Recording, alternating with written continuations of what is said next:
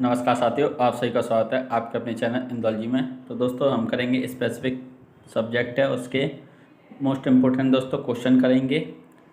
तो आप वीडियो को पूरा देखें और क्वेश्चनों के आंसर दें दोस्तों। हिंदी इंग्लिश दोनों में है। और दोस्तों आपको इन 20 क्वेश्चन करेंगे दोस्तों। 20 के 20 का आप आंसर दे सकते हैं अगर जिन भी साथियों ने नोट्स लिए हैं और वो पढ़े हैं।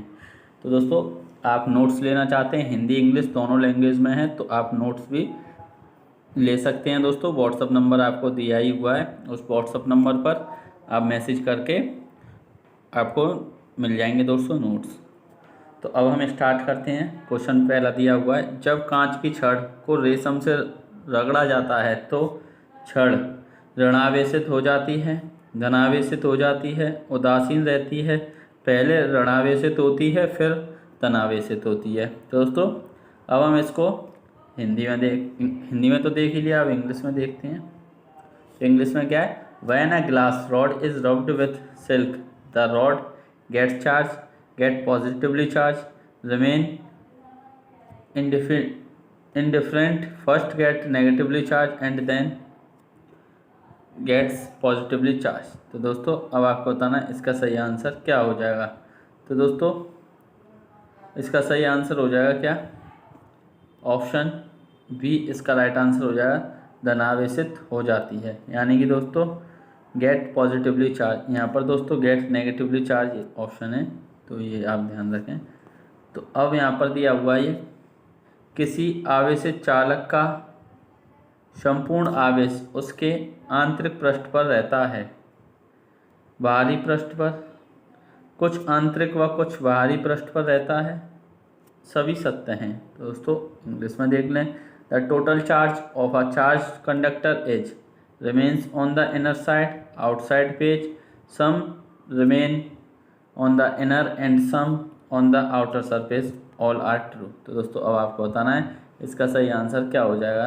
तो दोस्तों इसका सही आंसर हो जाएगा आउटसाइड पेज, यानी आउटसाइड पर होता है दोस्तों, आउटसाइड सरफेस हो जाएगा उसका, आउटसाइड पेज नहीं आउटसाइड सरफेस होगा यहाँ पर। तो ये यहाँ पर बाहरी पृष्ठ पर, ऑप्शन भी दोस्तों इसका राइट आंसर हो जाएगा। तो चलते हैं हम नेक्स्ट क्वेश्चन पर।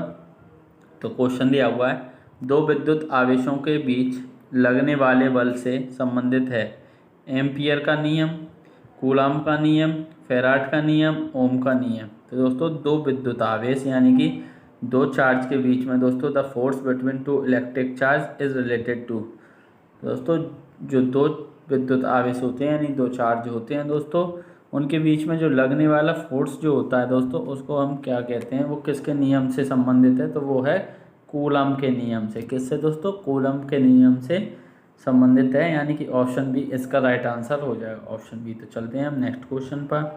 तो क्वेश्चन दिया हुआ है, यदि दो विद्युत आवेशों के मध्य दूरी को आधा कर दी जाए तो उनके मध्य विद्युत बल का मान होगा। तो दोस्तों F इक्वल टू के Q1 Q2 upon are square इस तरीके से होता है। अब इसको हम आधा कर देंगे तो इसके नीचे ये 2 का स्क्वायर करेंगे तो ये 4 बनकर ऊपर पहुंच जाएगा। तो दोस्तों कितना हो जाएगा, ये 4 गुना हो जाएगा। तो ये फॉर्मूला आपको पता होना चाहिए जब ये आप निकाल पाएंगे। तो इसका ये 4 गुना हो जाएगा, ऑप्शन सी राइट आंसर। अब चलते हैं दोस्तों क्वेश्चन नंबर 5 पर। समान आवेशों में होता है आकर्षण, आसंजन, विकर्षण, संसर्जन। तो दोस्तों have similar charge, same charge है दोस्तों, तो क्या होगा, ये यहाँ पर अट्रैक्शन होगा दोस्तों, तो और यहाँ पर ये डिट्रैक्शन या रिपल्सन दोस्तों, रिपल्सन बोलते हैं। तो हिंदी में आप देखें दोस्तों, हम इंग्लिश भी आपको बताते हुए चल रहे हैं लेकिन आप हिंदी में भी देखते हुए चल रहे हैं क्योंकि हिंदी का इंग्लिश में ट्रांसलेट किया गया है। तो कुछ शब्द दोस्तों उसके हो सकते हैं, एक शब्द का मतलब कई होता है दोस्तों, तो इस वजह से इंग्लिश में थोड़ा आपको प्रॉब्लम हो सकती है लेकिन हिंदी के ये सही हैं सभी शब्द।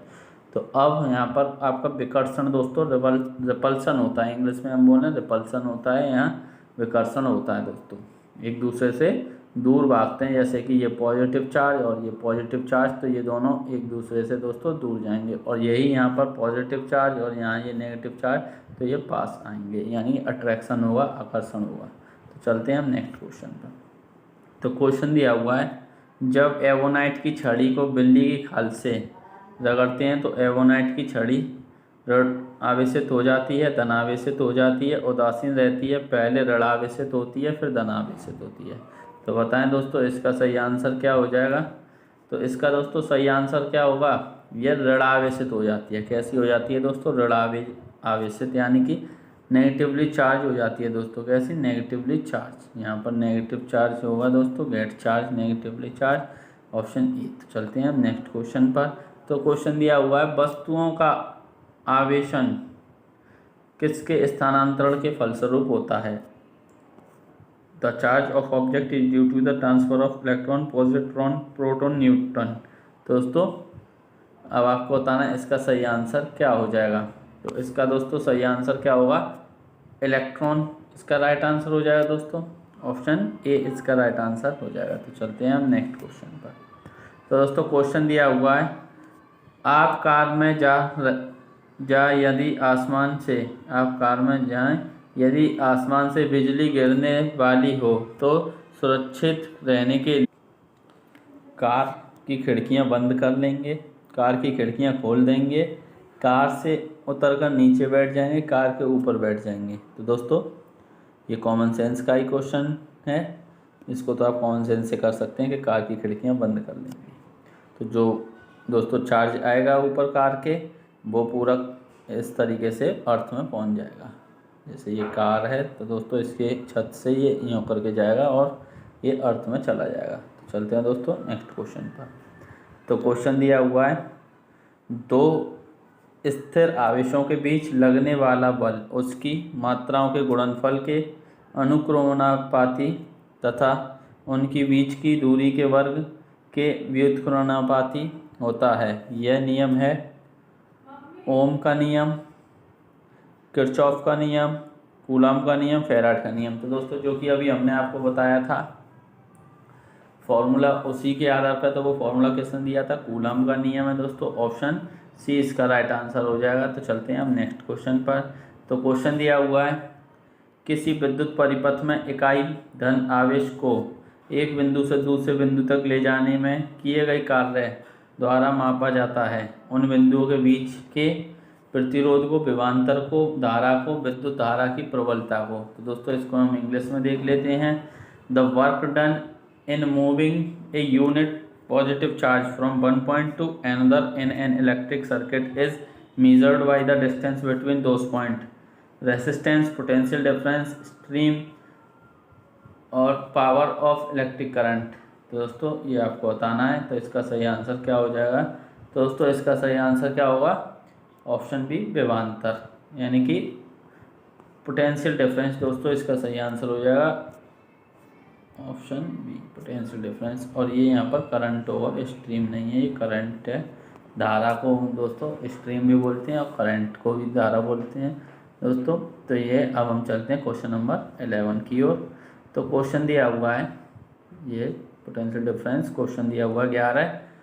धातु में विद्युत की सुचालक होती हैं क्योंकि उनमें मुक्त इलेक्ट्रॉन होते हैं, उनके परमाणु हल्के होते हैं, उनमें गलनांक ऊंचा होता है, उपरोक्त सभी। तो दोस्तों अब आपको ये बताना है इसका सही आंसर क्या हो जाएगा। धातु में विद्युत की सुचालक होती हैं, क्यों होती हैं दोस्तों, क्योंकि उनमें फ्री इलेक्ट्रॉन होते हैं, इसी वजह से। तो जब फ्री इलेक्ट्रॉन दोस्तों दे हैव फ्री इलेक्ट्रॉन्स, तो इलेक्ट्रॉन ही तो फ्लो होते हैं दोस्तों, तो फ्री इलेक्ट्रॉन होंगे वो फ्लो हो जाते हैं। तो चलते हैं हम नेक्स्ट क्वेश्चन पर। तो क्वेश्चन दिया हुआ है कि निम्नलिखित में से कौन सर्वोत्तम विद्युत चालक है। तो दोस्तों यहाँ पर which of the following is the best electric conductor, copper, iron, aluminium, silver. तो बताएं, तांबा, लोहा, एल्युमिनियम, चांदी। तो चांदी होता है दोस्तों, ये तो आपने शुरू से पढ़ा है, चांदी। ऑप्शन डी इसका राइट आंसर हो जाएगा, ऑप्शन डी। तो चलते हैं हम नेक्स्ट क्वेश्चन पर। तो क्वेश्चन दिया हुआ है, अति चालक का लक्षण है उच्च पारगम्यता, निम्न पारगम्यता, शून्य पारगम्यता, अनंत पारगम्यता। Characteristic of super conductor, high permeability, low permeability, zero permeability, infinite permeability. तो दोस्तों इसका क्या हो जाएगा, हाई परमेबिलिटी, ऑप्शन ए इसका राइट आंसर हो जाएगा। सुपर कंडक्टर की दोस्तों ये प्रॉपर्टी होती है, ये हाई परमेबिलिटी का होता है। तो चलते हैं हम नेक्स्ट क्वेश्चन पर दोस्तों। तो क्वेश्चन दिया हुआ है, निम्नलिखित में कौन अर्धचालक नहीं है? तो दोस्तों सेमीकंडक्टर कौन नहीं है? Germanium, silicon, selenium, arsenic. तो दोस्तों इसका सही आंसर क्या हो जाएगा? इसका सही आंसर हो जाएगा आर्सेनिक। आर्सेनिक दोस्तों इम्प्योरिटी मिलाई जाती है सेमीकंडक्टर में, जो कि उसको दोस्तों कंडक्टर बनाने के लिए, जैसे कि सिलिकॉन में दोस्तों आर्सेनिक को मिला देंगे तो ये बन जाएगा क्या? ये कंडक्टर की तरह काम करने लगेगा। तो ऑप्शन डी इसका राइट आंसर हो जाएगा। तो चलते हैं हम नेक्स्ट क्वेश्चन पर। तो क्वेश्चन दिया हुआ है, ऐसे पदार्थ जिनमें सामान्य अवस्था में मुक्त इलेक्ट्रॉन नहीं होते लेकिन विशेष परिस्थितियों जैसे उच्च ताप या अशुद्धि मिलाने पर मुक्त इलेक्ट्रॉन प्राप्त किए जा सकते हैं, कहलाते हैं? सुचालक पदार्थ, कुचालक पदार्थ, अर्धचालक पदार्थ और अर्धचालक पदार्थ। तो दोस्तों ऐसे जो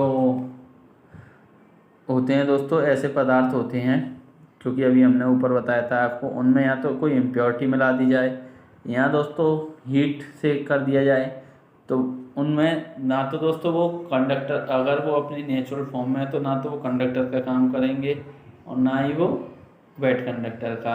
तो फिर दोस्तों ऐसे उनको क्या कहते हैं? तो वो होते हैं दोस्तों क्या? एक कंडक्टर होते हैं दोस्तों। क्या होते हैं? कंडक्टर। तो कंडक्टर बन जाते हैं वो, जब हम इम्प्योरिटी मिला देते हैं तो कंडक्टर बन जाते हैं, और उससे पहले वो क्या होते हैं? सेमी कंडक्टर होते हैं, यानी कि अर्धचालक पदार्थ होते हैं। क्या होते हैं? अर्धचालक पदार्थ। आपकी समझ में आया होगा दोस्तों।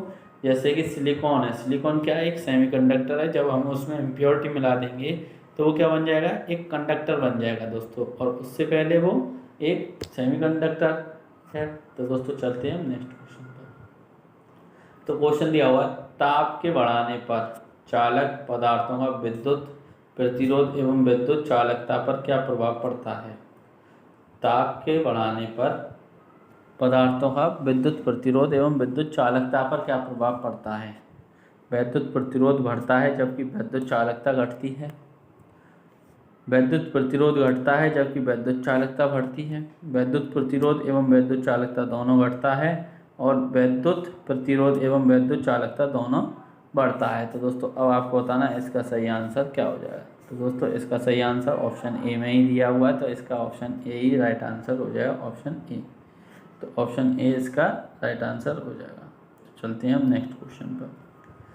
तो क्वेश्चन दिया हुआ है, तांबा मुख्य रूप से विद्युत चालन के लिए प्रयोग किया जाता है क्योंकि उसका गलनांक अधिक होता है, ये सस्ता होता है, ये बहुत टिकाऊ होता है, इसकी विद्युत प्रतिरोधकता निम्न होती है। तो दोस्तों हम क्यों किसी चीज़ को यूज करते हैं? क्योंकि दोस्तों तांबे को हम यूज करते हैं क्योंकि दोस्तों उसकी विद्युत प्रतिरोधकता निम्न होती है, यानी कि करंट उसमें से ठीक तरीके से फ्लो होता है, कोई रुकावट नहीं होती। प्रतिरोध दोस्तों क्या होती है? रुकावट। जैसे ये है तो इसमें दोस्तों ये रुकावट बना दी, तो यही प्रतिरोध का काम करता है। करंट के रास्ते में दोस्तों रुकावट का काम प्रतिरोध करता है, रेसिस्टेंस करता है। तो चलते हैं हम नेक्स्ट क्वेश्चन पर। तो क्वेश्चन दिया हुआ है, इलेक्ट्रॉनिक करंट का यूनिट निम्नलिखित में से कौन सा है? केल्विन, मोल, कैंडेला, एम्पियर। तो दोस्तों इलेक्ट्रिक करंट का आपको पता ही है दोस्तों, क्या होगा? एम्पियर होता है। क्या होता है? एम्पियर। ऑप्शन डी इसका राइट आंसर हो जाएगा। तो चलते हैं दोस्तों नेक्स्ट क्वेश्चन पर। तो क्वेश्चन दिया हुआ है, आपस में जुड़ी दो आपेक्षित वस्तुओं के बीच विद्युत धारा नहीं बहती यदि वे होती हैं समान आवेशों पर, समान धारिता पर, समान प्रतिरोधता पर, समान विभव पर। तो दोस्तों ऑप्शन डी इसका राइट आंसर हो जाएगा, समान विभव पर। ऑप्शन डी इसका राइट आंसर है। इंग्लिश में देख लें इसको, electric current does not flow between two charge object connected together if they are at same potential. Option D दोस्तों इसका राइट आंसर हो जाए। तो चलते हैं लास्ट क्वेश्चन पर। तो क्वेश्चन दिया हुआ है, प्रत्यावर्ती धारा को दृष्ट धारा में किसके द्वारा बदला जाता है? Filter, rectifier, motor, transformer. तो दोस्तों अब आपको बताना है इसका सही आंसर क्या होगा। दोस्तों ट्रांसफार्मर क्या काम करता है? स्टेप अप स्टेप डाउन करता है, वोल्टेज को बढ़ाता है या वोल्टेज को कम करता है। और दोस्तों मोटर आपको पता है क्या करती है? मोटर मैकेनिकल एनर्जी को इलेक्ट्रिकल एनर्जी में चेंज करती है। नहीं, मोटर ऐसा नहीं करती है दोस्तों। मोटर ये तो जनरेटर करता है, यानी कि इलेक्ट्रिक एनर्जी को मैकेनिकल एनर्जी में मोटर काम करती है दोस्तों। और जनरेटर जो होता है वो मैकेनिकल एनर्जी को दोस्तों इलेक्ट्रिकल एनर्जी में बदलता है। और यहाँ पर ये जो काम करेगा एसी को डीसी में दोस्तों, एसी को डीसी में कौन बदलता है, ये रेक्टिफायर बदलता है। क्या दोस्तों, रेक्टिफायर। यहाँ पर आपके ये 20 क्वेश्चंस कंप्लीट हो जाते हैं। तो आपको वीडियो कैसी लगी दोस्तों कमेंट करके ज़रूर बताएं, और आपका क्या स्कोर रहा 20 में से। और अब दोस्तों अभी आपने नोट्स नहीं लिए हैं तो नोट्स आप ज़रूर ले लें, और क्योंकि जितना टाइम आपको डलता जाएगा फिर कवर करने में आपको बहुत ज़्यादा परेशानी होगी, हिंदी इंग्लिश दोनों में दोस्तों। तो आप मैसेज कर आप ले सकते हैं। वीडियो को अपने सभी दोस्तों में शेयर करें और चैनल को सब्सक्राइब कर लें। Thank you, all the best.